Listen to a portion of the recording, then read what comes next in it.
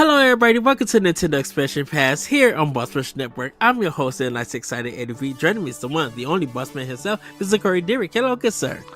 Hello, Edward. It's good to see you again. After, yes. I don't know. It's good to see you too. Sure it is. You know we always have a good time, hopefully, when we see each other. What is that for? It's fine. Oh. Anyways. Yeah. We are recording again. Look at us. Hi. Yes, everybody, we are talking about the 3DS launch lineup for this episode, and a bit about the Ambassadors program. So, yeah, I mean, the 3DS launch is like, I don't remember anything about the 3DS launch at all, except for like Street Fighter was in 3D and Star Fox was in 3D. Those are like the only two. And like the big like Resident Evil Revelations box art had that misspelling, that infamous misspelling on the spine. Those are like the three things I remember from 3DS launch. Didn't it come in like two colors, like black and teal and red, maybe? Okay, yeah, black and teal for sure, because I had the teal one at launch, and then they remade it. Well, they did like 12 iterations of it. I mean, there was the 3DS, the 3DS XL, the 2DS. And then there was the new Nintendo 3DS XL, the new Nintendo 3DS, and then the new Nintendo 2DS XL, which is the one I currently have. Yes. Which is apparently like kind of hard to find now, apparently. Or, I mean, as you call relative to the other ones. As you call it, the doorstopper 3DS. I'm just like, wait a minute. Yeah, it is 2DS, true. Yeah. I literally had to stop and be like, that is true. I mean, I have one plugged in over there if you want me to go get it. The doorstop one for my kid. But it's fine. Whatever, Ed. It's cool. Would you like to show the people how the system looks? No, it's too late. It's all the way over there. Okay. So. Well, everybody, yes, we are talking about the first iteration of the 3DS.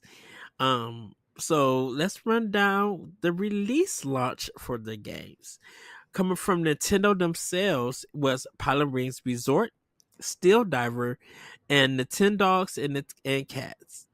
For third party, it was Super Street Fighter 4 3D Edition, The Sims 3, Madden NFL Football, Pro Evolution Soccer 2011 3D, Lego Star Wars 3, The Clone Wars, Ridge Racer 3D, Super Monkey Ball 3D, Bust a Move Universe, Samurai Warriors Chronicles, Asphalt 3D, Combat of Giants Dinosaur 3D, Rayman 3D, Tom Clancy's Ghost Recon Shadow Wars. And I'm just gonna be what a lineup. Yes. Man, this first party lineup, man. Remember when they thought Steel Diver was going to be something big for them? Yes. Oh my gosh, dude. Steel Diver. Yikes. I know out of this list, Nintendo Dogs and Cats was big. That one really sold a lot. Was it big on 3DS or was it big on DS? Because the DS versions were huge. It was kind of big on 3DS. A lot of parents was getting it for their kids, like their daughters and stuff. It was kind of big on it. It wasn't like the system seller for the 3DS. I don't even think we got the system seller for 3DS until a little bit later on. Yeah. You know, and most of the system sellers was definitely like the special editions, like when Link Between Worlds came out. And they had the gold 3DS XL. Well, I mean, before Link Between Worlds, they had the Ocarina of Time one before that, right? Yes. So, yes. I mean, every time a Zelda game came out, there was a 3D, there was a handheld to go with that Zelda game. Yes. No doubt about it. I mean, remember all the DS ones, and man, I remember how that puke greenish gold 3DS that came with Majora's Mask. Uh-huh. That thing was so ugly, and it's like the hardest one to find. Apparently, I was Man, like, I well, it's remember because nobody wanted it, and then they stopped making it they because did. nobody wanted it. It's ugly. I remember Um, the Monster Hunter 4 one sold out. I'm like, yeah, that dang. Monster Hunter Blue one was awesome. I almost bought that. I almost bought Monster Hunter that when I was looking at replacing my 3DS Uh with a 3DS, the new 3DS, because that was one of the new 3DS XLs. yes. I thought about getting the Monster Hunter one because I really liked that blue because it was blue and then it had that really cool, like, I guess Monster Hunter designs on it. Uh-huh. Like but it was like it was very similar to that Fire Emblem Fates 3DS, right? That white one Yes. that I still want so bad. Um, but man, good luck getting that.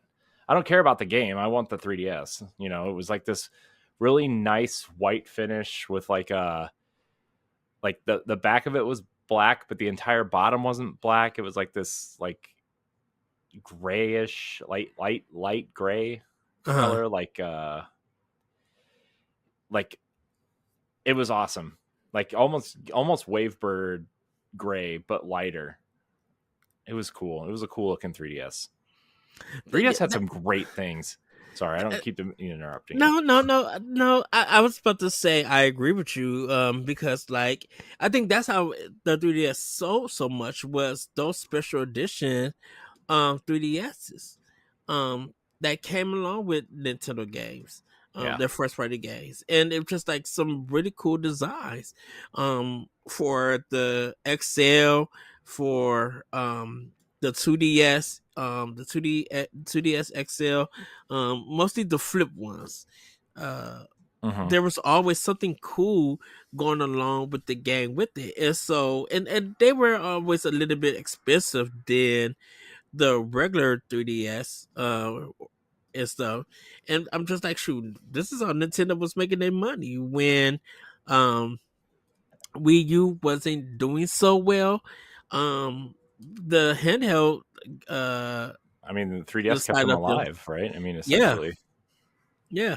And so, like the games and the systems that they were selling were still making Nintendo money, and like it's part of the reason why a lot of companies came back to Nintendo because a lot of their games were selling on the Nintendo DS, Hmm. 3DS. I mean, $40 for these games, or $20 depending on where they were coming from, um, were like where was the way that they were selling the system, you Yeah. know. But like for this launch, so I didn't. I got the red one, and then I ended up getting when they released the 3DS XL. Um, I ended up getting that one with the Legend of Zelda. Yeah. Um, that was mine.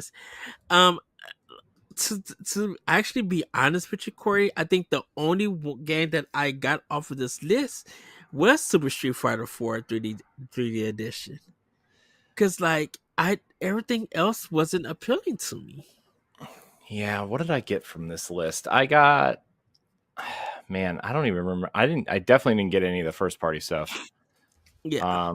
I think shortly after this, uh, I think shortly after this, Star Fox 3D came out at some Hmm. point. Because I definitely remember getting that, but I also got Ghost Recon Shadow Wars, which was not a 3DS game. We'll just leave it at that. And then, yeah, I think that's all I got from this list because I was waiting for other things, and I was really into my Wii U at the time, so like Hmm. I just wanted a 3DS to have it because I try to have every Nintendo console, right? So, Yeah. um, yeah, I I go I ahead. was just say I think this is the weakest lineup they ever Oh had. yeah, for sure. I mean, yeah, yeah. I mean, aside from like maybe the Virtual Boy, which we'll maybe get to at some point, Mhm. or at least talk about it for 10 minutes at the top of an episode, like, man, this lineup is weak. It's really weak. I definitely think Street Fighter was probably the strong. Street Fighter and Super Monkey Ball are probably the strongest titles off this launch list. Yeah. In my opinion, like, I really don't. I really think the 3DS had that second launch when they dropped that price by $80, Oh right? yeah. Because that was part of the problem too. Was like it kind of felt really rushed out. The 3D effect was cool, but like everybody except for investors were like nobody really cared about 3D, right? I mean, I didn't, and especially like on a small screen like that, definitely don't care. Uh, Because they had the what AR cards and yeah, they stuff. had the AR cards, which was neat, right? And then Street Pass was a cool thing, but like launching this thing at $250 when what the DS was 150, I think, at launch. Yeah. Uh, like, man, and like for $50 more, you could get a Wii U, right? Like that was also a Hmm. big thing.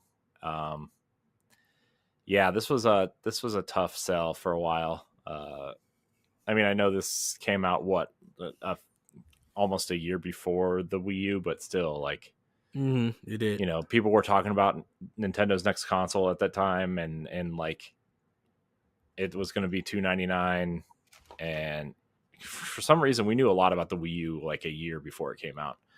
I do remember that, and yeah, people were like, "Why would I have this handheld?" Plus, oh, also like I think the Vita was about to come out too, and like I remember people saying that PlayStation was going to eat Nintendo's lunch with the Vita, and then their memory cards cost more than the console, and then everybody's like, "Oh, never mind." Yeah, shoot, yeah, because the memory sticks were like $100.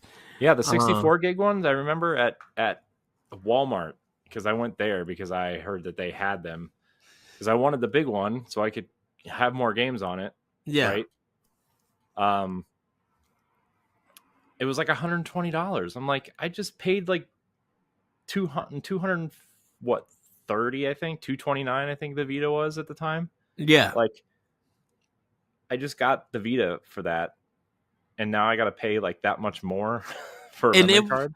and the funny thing with the not to harp on the video or anything, they didn't send us memory cards everywhere because Toys R Us never got in none of them. Yeah, We got I the don't like after that initial launch of the 64 gig ones, I never saw them anywhere. The most I ever saw was 32, and I think the most popular one was with the 16, right? yeah. And the only Yeah. thing I could think of is just like a Best Buy had them. I didn't even know that Walmart even had them. Yeah, it was a weird time for it was a weird time in general, but um yeah. Yeah, that first year of the 3DS was it wasn't hitting, which ended up leading to the ambassador program Mhm. when they dropped the price, and those were 10 games that they released for it. So those games were Super Mario Brothers, Metroid, The Legend of Zelda, Zelda 2, The Adventures of Link, Balloon Fight, Ice Climbers, NES Open Tournament Golf, Donkey Kong Jr., Yoshi, and Wrecking Crew. Mhm. Yeah, I So mean, I think the ambassador program was what, like, when this I think that's when people found out that if you bought it before a specific date, which I think was the price drop date, like yeah, you got all these free games and stuff, and like the big draw was the Game Boy Advance games, right? Because the Game Boy people still like, even after the DS, the DSi came out and lost the GBA port, people were still obsessed with GBA and like really seeking out the DS Lite, right? yeah, Even after the DSi came out, because they still wanted a port for Game Boy Advance games. Advance. And like people thought that this might be the start of them selling Game Boy Advance games on the handheld, and like it kind of wasn't, because I don't think any of these games were ever available for purchase. Maybe the NES ones were, but definitely not the Game Boy Advance ones.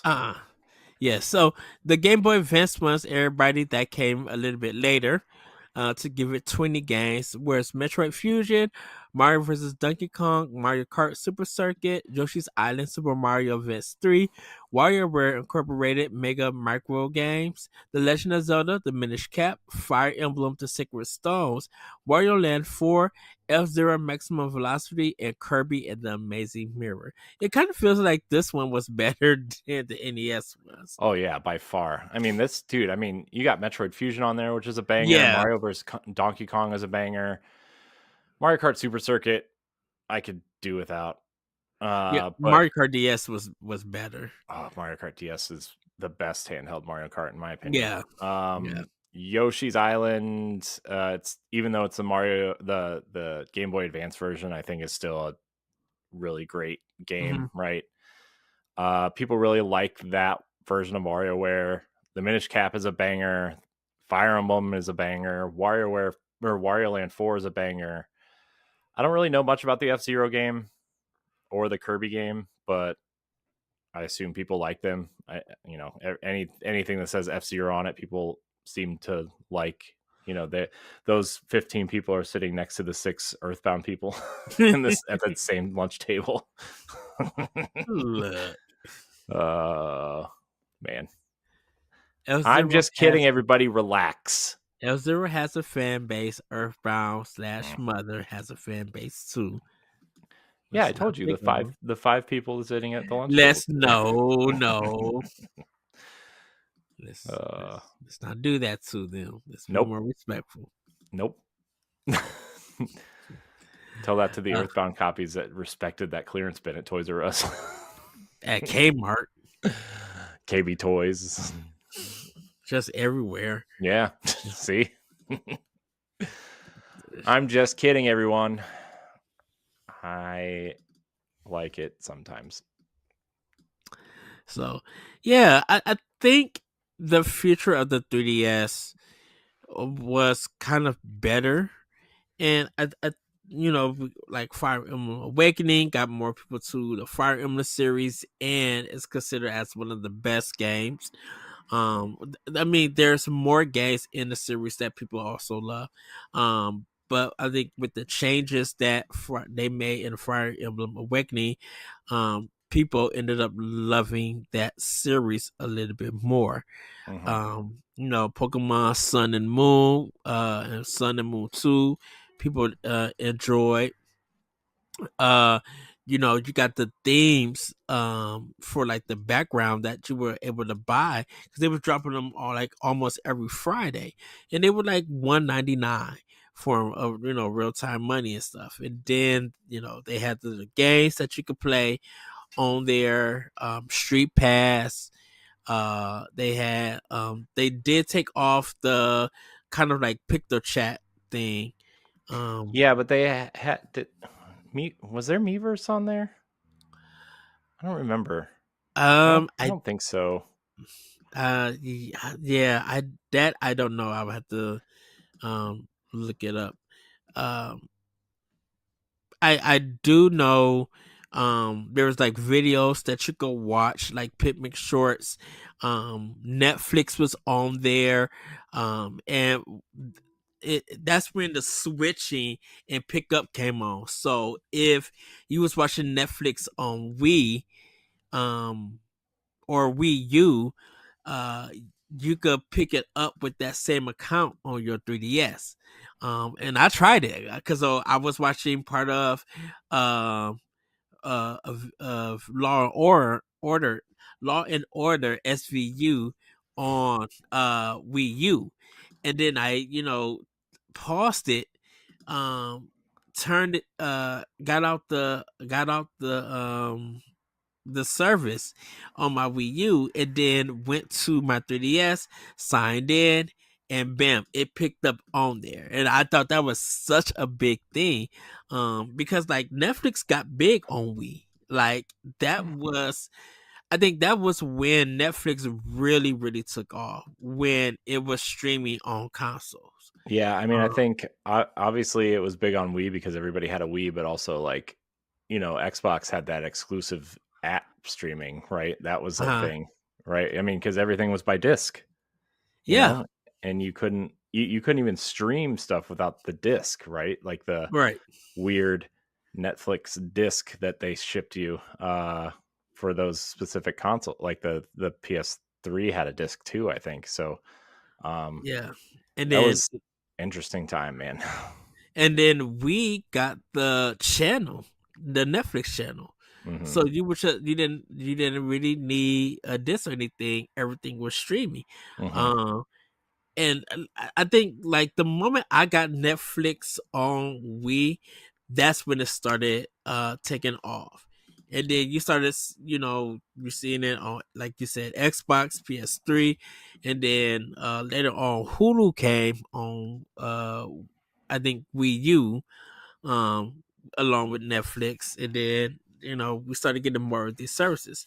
And Hulu then ended up becoming the 3DS, and I was watching stuff on 3DS with Hulu, and everything, and had the headphones and stuff.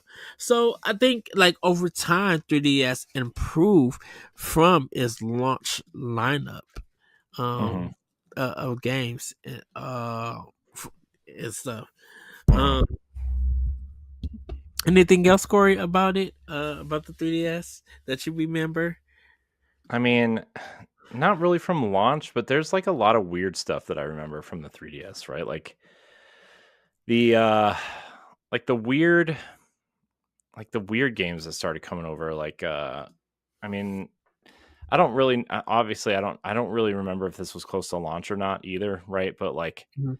we were talking about, we got some really great new franchises on there, like Pushmo and Yes. Box Boy, and what Dylan's Rolling Western was really Yeah. interesting. That Rusty's Real Deal Baseball, which is where Nintendo kind of started experimenting with Mhm. microtransactions, but like it was weird. You could argue with this dog, right?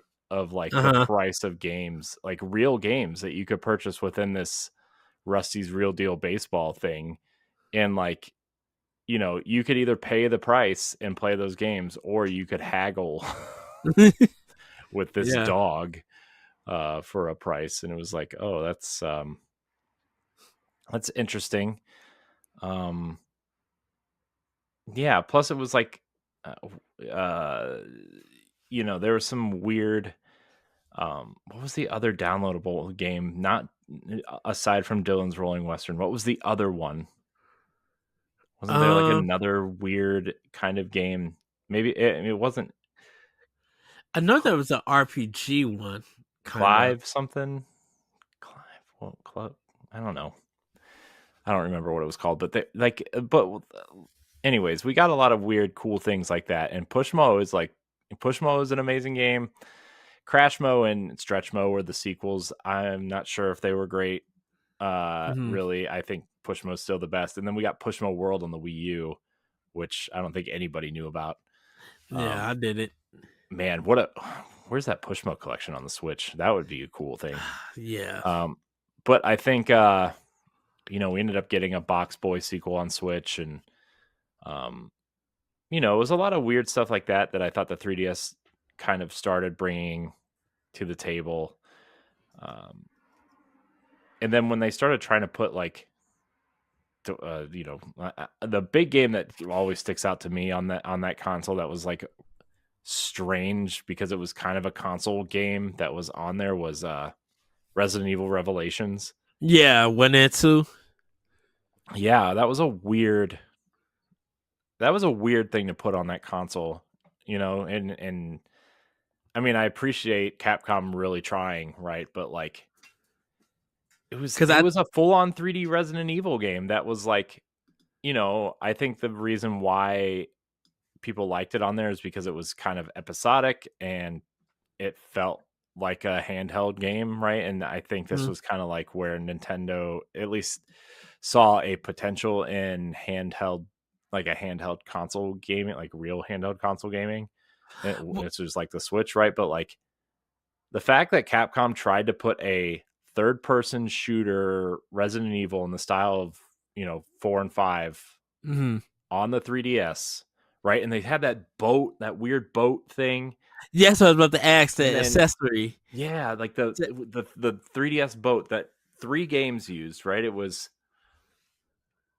Metal Gear Solid, Snake Eater 3D. It was Resident Evil Revelations, and then it was, I think, Kid Icarus used it. Um, Like I think they had some sort of control where you could use it, or maybe it was Monster Hunter. Maybe it was Monster Hunter that used it. mm-hmm. Uh, but yeah, anyways, like they made this weird 3DS. We called it the boat dock. Like you just kind of put the 3DS in this thing, and it added a second thumbstick. Circle Pro. Yeah, but we call it the boat dock. I mean, that thing Yeah. was huge for a 3DS. It was like the size of a Wii U tablet. Oh, and then the NFC reader / writer to put the amiibos and stuff on. Yeah, a little Or- like dongle that you plugged into your 3DS if you didn't, because like the new 3DSs had the NFC reader in them, Yeah. but the non-new 3DSs did not. So they sold this little like puck that you plugged into it, Yeah. and it was about the size of an amiibo, right? And like Mm-hmm. It looks also kind of cool. yeah, also they had that Pokemon Pokeball thing where you could put Pokemon in it and walk around and train your Pokemon as you walked around, right? That was Yeah. the beginning of that. And then obviously that kind of, what was it? Pokemon Let's Go had that too, right? But it started on the 3DS. That was weird. Yeah, the 3DS had a lot of weird stuff, man. Like you mentioned, the AR thing was interesting and weird. Yeah, because uh Oh, but the one thing that always stuck out to me too was Miitopia came to the 3DS first, right?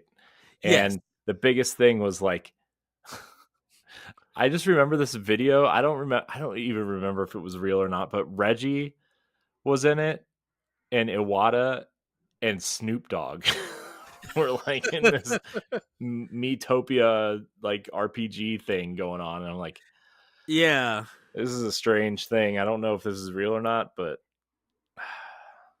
man, good times. And then we got the handheld version of Smash for the first time, right? And like, And that was a cool thing because you could with Smash, if as long as you had the game on your 3DS, you could use the system in the game as a controller on the Wii U. yeah, Like that was a super choice. cool.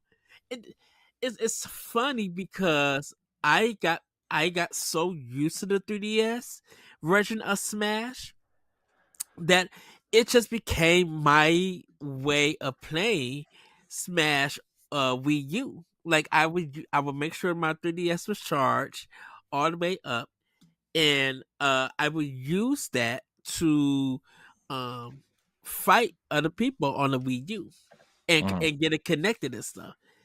And it wasn't that hard to connect. It was really easy. It kind of found out this is the system, then everybody will be able to play. Mm-hmm. Yeah, and then obviously the Monster Hunter games that you could like, that was Nintendo experimenting with crossplay, right? With the Wii U and the 3DS. That happened. So yeah, those are like the weird things I remember about the 3DS. And then Nintendo started really putting out strong content for it, right? Like Luigi's Mansion 2. Yes, I love that game. New Super Mario Brothers 2, I really liked. Link Between Worlds is, considered one of the best 2D Zelda games of all time. Yeah, they continued the Professor Layton games. I Yeah. think that's where Professor Layton versus Cross Phoenix Wright was on 3DS. Super Mario 3D Land was like an amazing, awesome 3D Mario game. Yes. Uh, And then World Drop and then knock that to the side. yeah, Dude, once 3D World came out, I've totally forgot about 3D Land for a long time. But like the cool thing too about 3D Land though is like they reintroduced the Tanuki suit, which everybody was excited for, right? Like that was Yes. like the big draw was like, hey, remember Mario 3? Well, the raccoon tail is back. And then 3D World came out with the cat suit, and everybody was just like, I gotta buy the game. And then, Yeah. because like even like Miyamoto and them or the Nintendo team had the cat paws, it was just, just being so cute within everything. I'm just like, oh, y'all really gonna sell this game to a lot of people. Yeah. So yeah, there's a lot of cool things on there. And then obviously towards the end we got some really great remakes and ports, right? Like Hmm. Samus Returns was a shock to everyone. The Fire Emblem found its, no pun intended, but reawakening on there, right? Like Awakening was supposed to be the last Fire Emblem game, remember? And then Yes. everybody loved it. Like Fire Emblem Awakening was supposed to be the last Fire Emblem game. It was going to go the way of Golden Sun and F-Zero, and that's where it was going. And now it's probably, I would say, if Mario and Zelda are S tier franchises, Mm. I would slot Fire Emblem into the A slot with Xenoblade. Honestly, I think they belong in the same tier. Maybe I'm overthinking it. Maybe Xenoblade's more popular, probably, but um, I don't know. Fire Emblem found a new audience on the 3DS, and I'm Yeah. glad. And I think it's obviously because of the relationship stuff and the way they retooled how the mechanics worked, and it was very, that type of relationship building was growing at the time because of Persona 4 Golden and uh, a few other games that kind of had that going for it. So I was seeing some cover plates that I guess where they were only in Japan. mhm. Uh, What, the Awakening ones, um, or just no, 3D uh, covers in general? 3D cover plates, 3DS cover plates for Nintendo in Australia. So It was in Japan. they were available only on the new Nintendo 3DS, not the Yes, XL one, just yes. the regular sized one. And they sold a couple here, I think, but like if you wanted one, like a cool one, you had to import it. They're from Japan. Because I think that's when they were doing that campaign with the one girl. It was like one solid color, and then it was like all the designs. It has a name to it. Um, but it was just like you would see Mario in a fancy suit, but he'll be like in these different designs Hmm. and stuff like pinstripes uh for it. Like I Hmm. remember they had they had this cool kind of commercial for it. Hmm. Um and it was called it's a certain style for it. The 3DS commercials in Japan were really, really cool Hmm. um for it.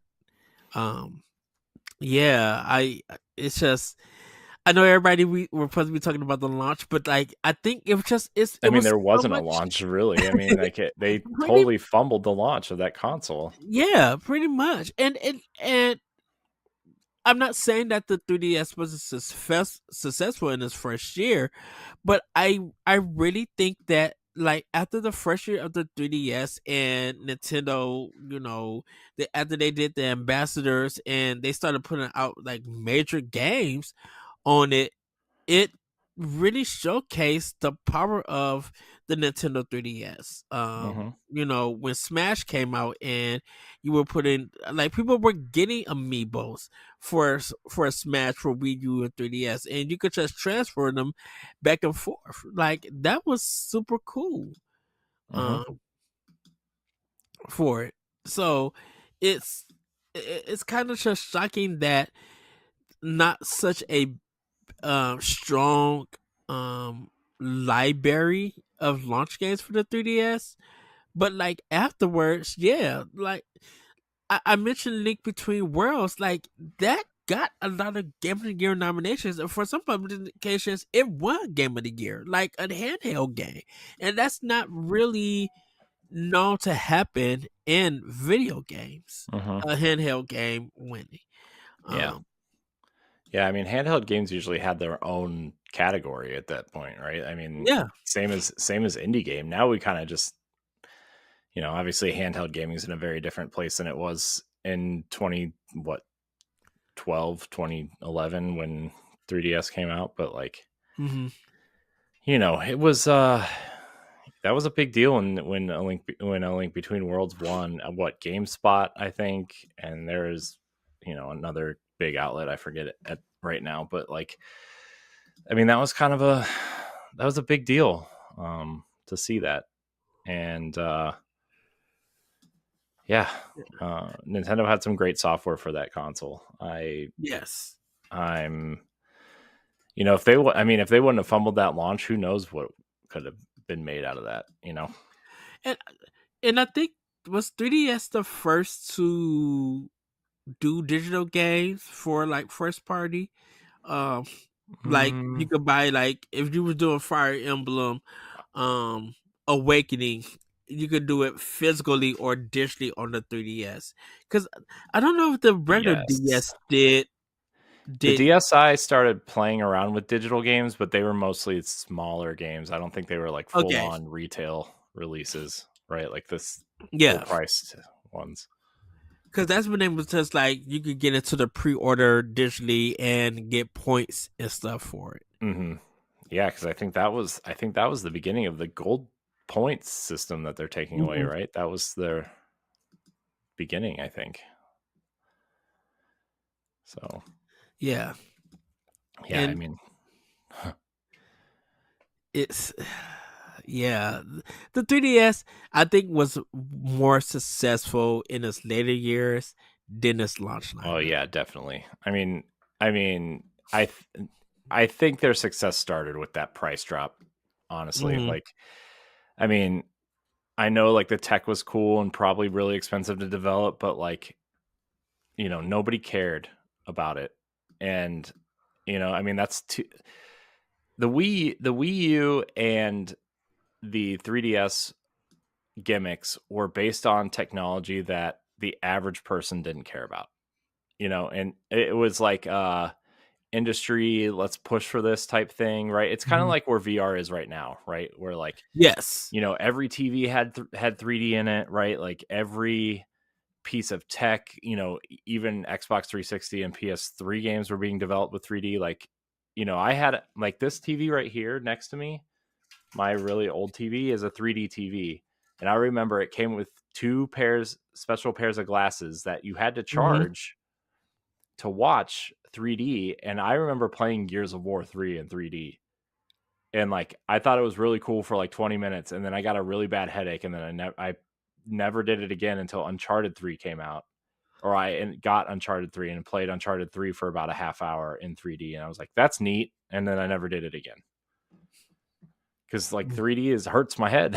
It's like, you know, it's just something Yeah, we weren't used to eat to, right? Like I don't know, it 3D and VR are like those technologies that you have to be willing to lose money on to invest in it, and and then as time. Nintendo tried, right? Like they Yeah, tried, they yeah, really tried, and and I'm glad that they left it as a option. You know, mhm. on the 3DS, you could just use a slider to go up or Well, down. eventually they didn't. They took Well, it yeah. out. And so when what's the new 3DS still had the 3D in it? Hmm. The last model they released alongside the Switch, which was the new 2DS XL, Uh, the clamshell one, which is that's the when one they that took I the have, that does not have 3D in it at all. yeah. Also, it has the screen is worse apparently. Like the colors don't pop as well as the 3D screens because they had to use a Uh, different style of screen for the 3D, which made the yeah. colors more vibrant and brighter and everything. And it's not that it looks bad at all, but I mean the 3DS looks bad compared to everything now. But in a uh, definition sense, but I agree. I think the 3DS was definitely better in its later years. Um, and then they started packing in, Mario Kart with there was a Mario Kart bundle at one point, and then there Mhm. was a Zelda bundle at some point with Ocarina. And then I think there was a Mario bundle at one point, but maybe it was one of those 2DSs. I don't know. Yeah. Um. So, 3DS sold 75.94 million, and the games have sold around 392.14 million as of December 31st, 2024. Then that's So, the combination of the 3DS family of systems mhm. combined. Yep, So, all uh, 9 of them. yeah. Let's see. Um. Seriously though, let's see. So this is in release order, I think. So there was the 3DS, Mhm. the 3DS XL, the 2DS, which was the wedge doorstop looking one, Yes. the new Nintendo 3DS XL, because they released the XL version first. Then they released the new Nintendo 3DS, and then the new Nintendo 2DS XL. Nope. What do you mean no? So, Nintendo 3DS, Nintendo 3DS XL, Nintendo 2DS, new Nintendo 3DS, new Nintendo 3DS XL, and the last one was the new Nintendo 2DS XL. That was exactly the order I went in. I thought you said 2D new Nintendo 2D XL Yeah, before 3D no, the 3DS. new Nintendo 3DS XL came out before the small The two, version. yeah, Yeah. yeah, And then the last release was the new 2DS XL. yes, Mm-hmm. So, and then that's kind of also like they tried that second attempt at virtual console, right? huh, And everybody was mad because your virtual console games were still tied to your 3D to your console and not your Nintendo ID. And then they did it again with the Wii U, right?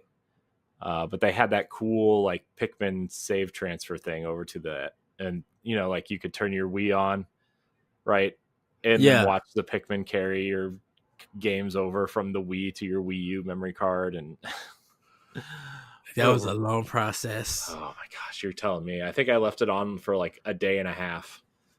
Wow. I don't even. I wonder if those games still work. Honestly. Swap Note was the one that they canceled. Uh, yeah, Yeah. because of some messaging for some people that was kind Yeah. of naughty. Yeah. Uh, Well, people don't know how to handle themselves, Ed. that is true. That is true. People Yeah, just don't know virtual. how to, you know, The behave virtual. themselves. The virtual console had Game Boy, Game Boy Color, Game Gear, Nintendo Entertainment System, um, Super Nintendo. Uh, yeah, those was the virtual console games on that system that Hmm. you were able to buy. Yeah, Yeah, man, 3DS. What the little console that could, huh? I'm glad it ended up finding success because if it didn't, who knows where we would be talking about Nintendo right now. I mean, probably us. I don't know if it would be the same place, but it would probably be hmm similar. I mean, Nintendo, I don't think is going anywhere anytime soon. So. yeah. With the success of Switch, yeah, Mhm. and finally having both worlds where console and handheld meet, it Mhm. just works out of the gate Yeah. and change the whole video game industry. How we Yep. game. Yeah. So Good for them. yeah. Well, anything else, Corey, about the Nintendo 3DS? I know we didn't really speak about the launch games a lot, but I like mean, it wasn't a good launch. yeah. I'm sorry. I mean that's like the only thing left, I guess, is like the launch wasn't great, and they it wasn't great. and Mm-hmm. they knew it. And the ambassador program was a good start. And then obviously the software ended up coming out later. But yeah, I mean, it was a rough go for a hot minute for them. Yeah. So, well, Yeah. everybody, we're gonna wrap it up there for Expansion Pass. Let us know what you think about the Nintendo 3DS launch lineup. Did you get any of these games? Did you wait to get later versions of the system? And what were your games that you picked up when you got the system? We want to know. You can let us know. On our social medias, on Boss Rush Network, bossrush.net, or if you see this on YouTube or get it early as a Patreon, let us know. With that, everybody, have a great week, have a great weekend, and we'll see you next time on Expansion Pass. Bye, everybody. Goodbye. If you want to see how you can become a Patreon producer, head on over to patreon.com/BossRushNetwork. The Patreon producers for this month are Adriel Munger, Austin Campbell, Celeste Roberts, Christian S., Sana Dirrig, Francisco Santillan, Matthew Keel, and Todd Oxtra. Thanks for your continued support of the Boss Rush Network.